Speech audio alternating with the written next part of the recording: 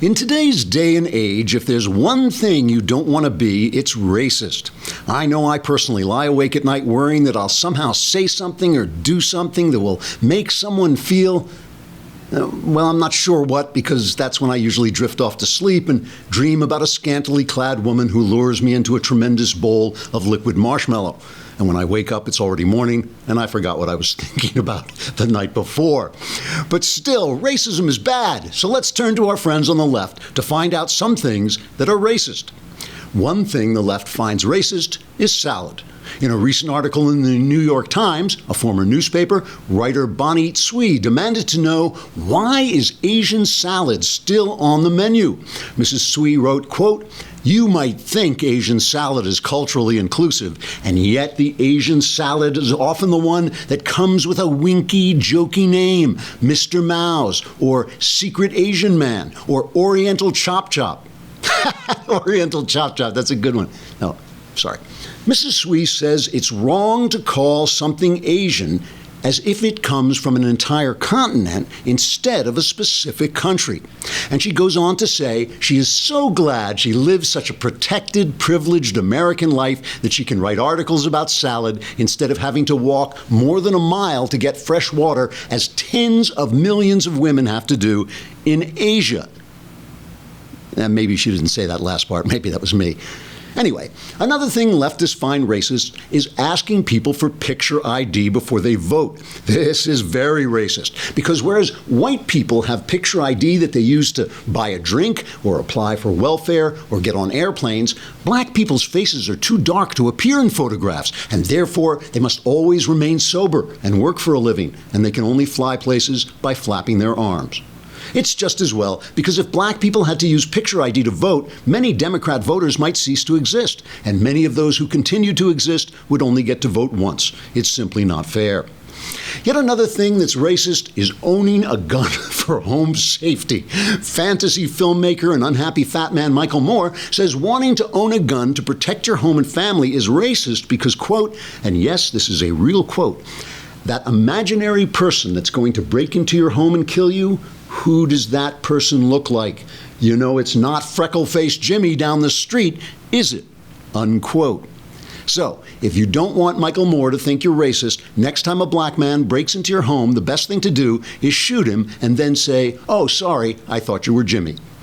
We should all be grateful to the left for explaining what racism is. After all, leftists hate racism almost as much as they hate Jews. Trigger warning, I'm Andrew Klavan, and this is The Andrew Klavan Show. I feel hunky-dunky, life is tickety-boo.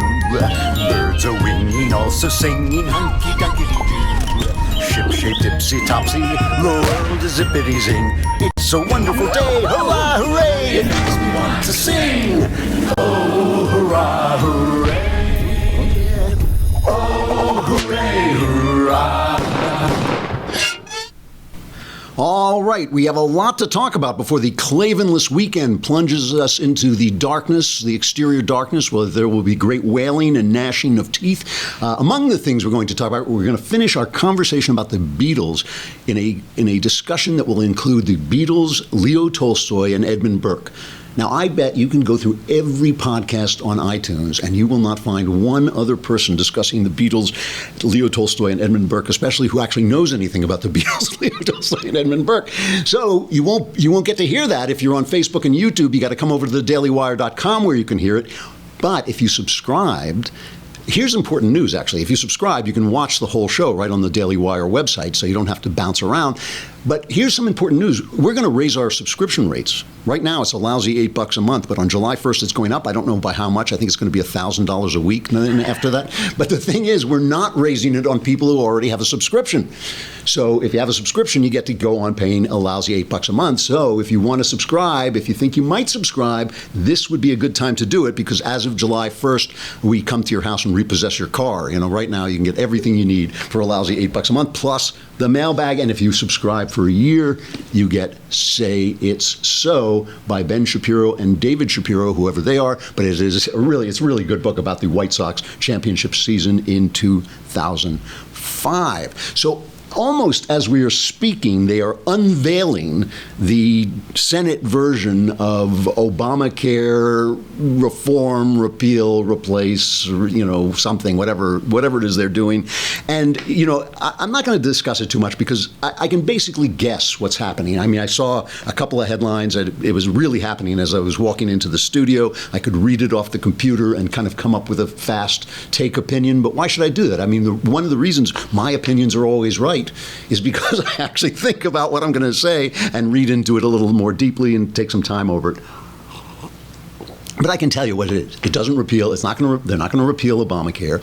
It is the sauerkraut sandwich that we are going to have to eat, that conservatives are going to have to eat to get a lot of the good things we're getting with Donald Trump. We're getting Gorsuch, we're getting repealing a lot of these regulations, we're getting our foreign policy brought back into a sane place where we're the friends of Israel, where we're helping the Saudis in their battle against Iran, this monster in Iran that Obama helped to let loose. We're getting a lot of good things so far with Donald Trump, many, many more than I thought we were going to get, but I always knew we were going to not get full repeal of Obamacare because, first of all, it takes real leadership to pull back an entitlement, and second of all, Trump is not in favor of that. Trump has always been a government health care guy. He's never really backed off of that. He's always said we're going to repeal and replace Obamacare, but he didn't mean repeal and replace it as we conservatives mean it, which is basically take the law out, set it on fire, and just make the insurance market sane and free market. So it's just not going to happen. But I think, we are getting a lot of things so far, many more good things with Trump than I thought we were going to get, not least of which, by the way, is his driving the media insane. He has undermined the media to the point where they have become less powerful than they were. It really is a turning point, and it's an important turning point, and it's a conservative victory that I cannot believe more conservatives aren't celebrating. I mean, I just think what Trump has done to the media has been a thing of beauty. It has been a thing of beauty, and he was doing some of it last night in Cedar Rapids. Anyway, before we get to talk about that, we've got to talk about Texture.com, and I love Texture.com because for a mere $9.99 a month, $10 a month, you can have no life whatsoever, because once you go on this thing, all you are going to do is read magazines, and magazines matter. They really do, especially now when it's so hard to get information. A lot of the stuff we do is opinion. I know that Ben does this and I do it. We just go and try and get as much information as we can. But if you want to read deeply about stuff, you got to go to the places where they send reporters out for weeks and weeks and bring back all this information. And then when you have opinions, it's not just the feeling you have, it's based on information. So they have for your $10, and we'll give you a break on it if you're a listener, but basically it's $10 and you get over 200 magazines, and these are magazines from all across the spectrum. You can get Esquire, but you can also get Forbes. You can just, if you want to know more about like showbiz and entertainment, you get People, Entertainment Weekly, Sports Illustrated, National Geographic. It's a magazine that people make fun of, but it's got a lot of depth, a lot of information. Rolling Stone. I know we'll all have some feelings about that. Bloomberg Business Week. All these magazines for $10 a month, which is basically the cost of one subscription. That is a good deal, and once you start playing with this thing, I'm telling you, you disappear. It's the intellectual version of Angry Birds. You know how you start playing Angry Birds and your life goes away? Texture is the intellectual version of this. So what you want to do is you want to go to texture.com/Klavan, Klav as in Victor, AN, texture.com/Klavan, and you will get 14 days, 2 weeks for free. So you get to try it out. And once you try it out, you'll see why it was selected one of Apple's top 2016 iPad apps. Start your free trial now. Here's what you do. You go to texture.com/Klavan for a 14-day free trial. 14 days for free when you go to texture.com/Klavan, texture.com/Klavan. You weren't doing anything with your life. Now you won't have to, because all you will do is play with this app. I'm telling you, it is really terrific. All right, so back to what we were talking about. We were talking about the healthcare thing. As I say, I'm going to read it in depth, and we'll get back and we'll talk about it next week. Right now, what I can tell you is that Chuck Schumer is going to stand up. Well, I'll give you Chuck Schumer's reaction. At least we'll let him have his say. Well, his reaction to the new health care bill in the Senate.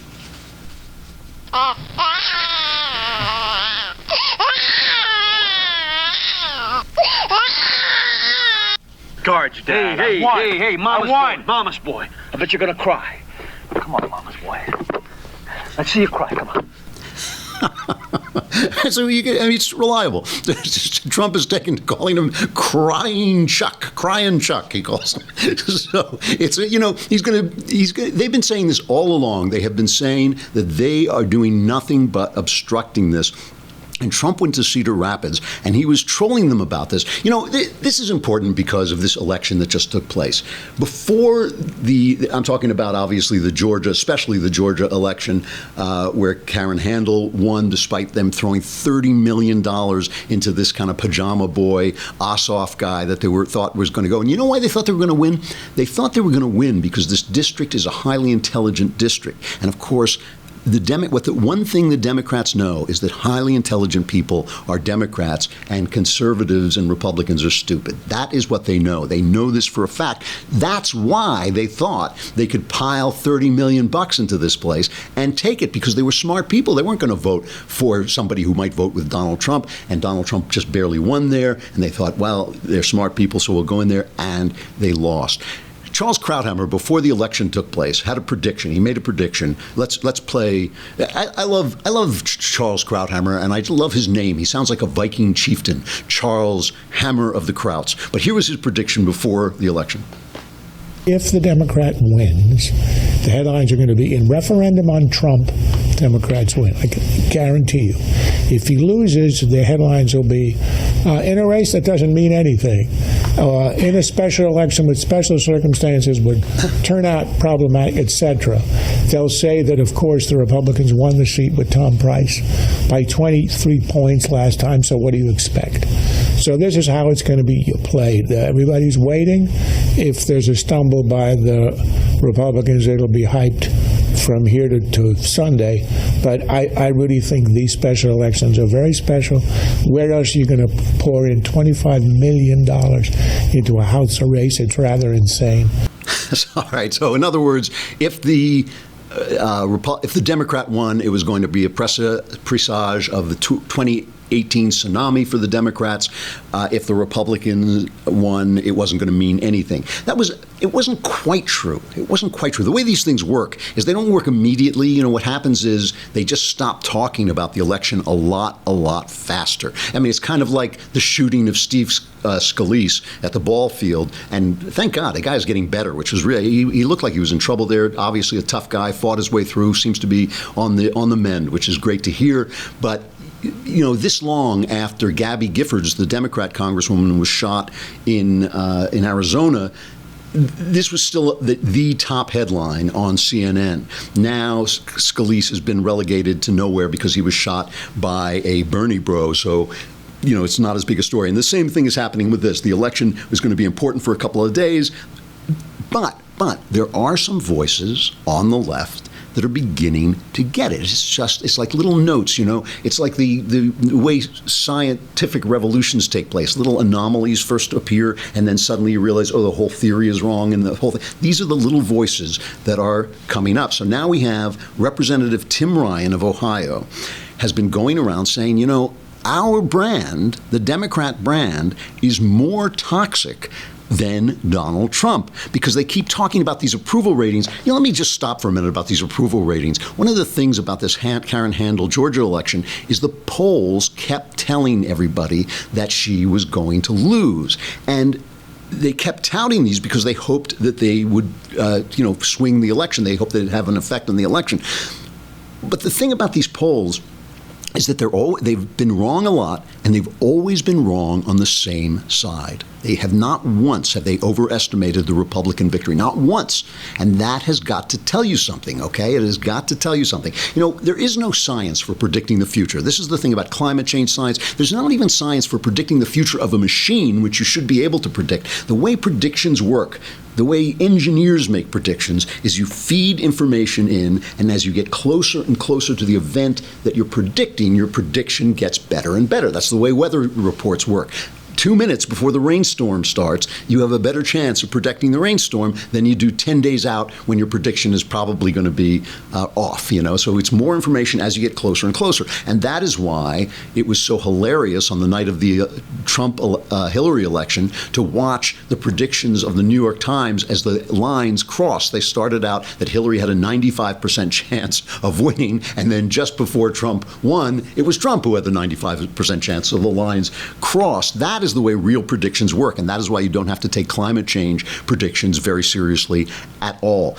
Okay, we're saying goodbye to Facebook and YouTube, but come on over to the Daily Wire to hear the rest. And if you want to watch the rest on the Daily Wire, you can see the whole thing if you subscribe. And if you're going to subscribe, do it now, because the rates go up July 1st. But if you subscribe now, your rates will stay the same. Or if you're already subscribed, your rates will stay the same. So come on over.